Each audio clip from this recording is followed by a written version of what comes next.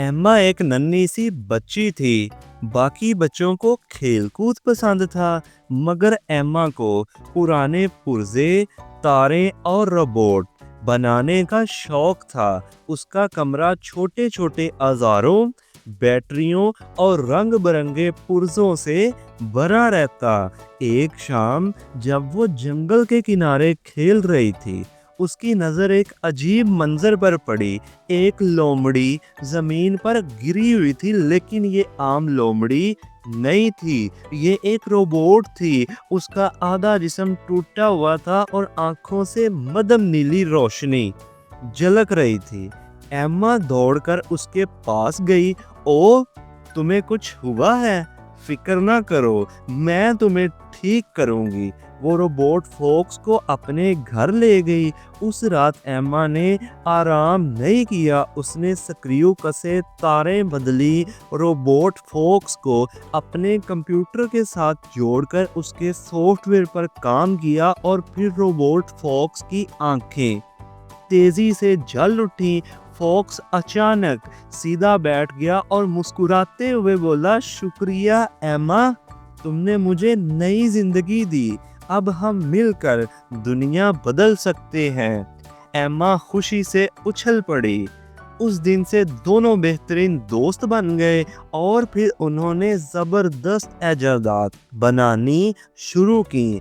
एक school bag जो खुद ब खुद एम्मा के पीछे चलता था, एक स्मार्ट पानी की बोतल जो याद दिलाती, पानी पी लो, काफी देर हो गई है, तुमने पानी नहीं पिया, और एक छोटी सी ड्रोन कार जो कमरे का सारा कचरा खुद जमा करके टोकरी में डाल देती। ये सब देखकर मोहल्ले के बच्चे दंग रह गए। हर कोई कहता, वाह, ये सब कैसे हो रहा है। कुछ दिन बाद स्कूल में साइंस फेयर हुआ। एम्मा अपनी इजादात लेकर गई।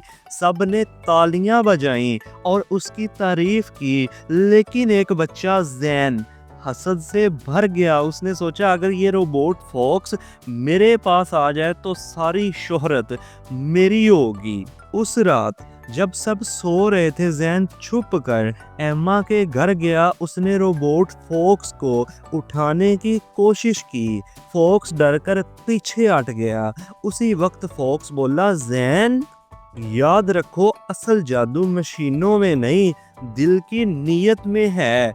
एम्मा जाग गई और दौड़ कर आई। उसने ज़ैन को कहा, ज़ैन, अगर हम साथ मिलकर काम करें तो हम सब के लिए कुछ अच्छा कर सकते हैं, लेकिन अकेला कोई जादू नहीं कर सकता। ज़ैन ने एम्मा की बात सुनी, उसका दिल नरम पड़ गया। वो शर्मिंदा हुआ और बोला, मैं सिर्फ मशहूर होना चाहता था, माफ करना एम्मा। क्या मैं तुम्हारे साथ मिलकर काम कर सकता हूँ? एम्मा और फॉक्स ने मुस्कुराकर हाँ कहा। फिर तीनों ने मिलकर एक नई इजाद बनाई, एक माहौलियाती रोबोट जो कचरा इकट्ठा करता और उसे रिसाइकल करके झूले, स्लाइड और पार्क के खिलौने बना देता।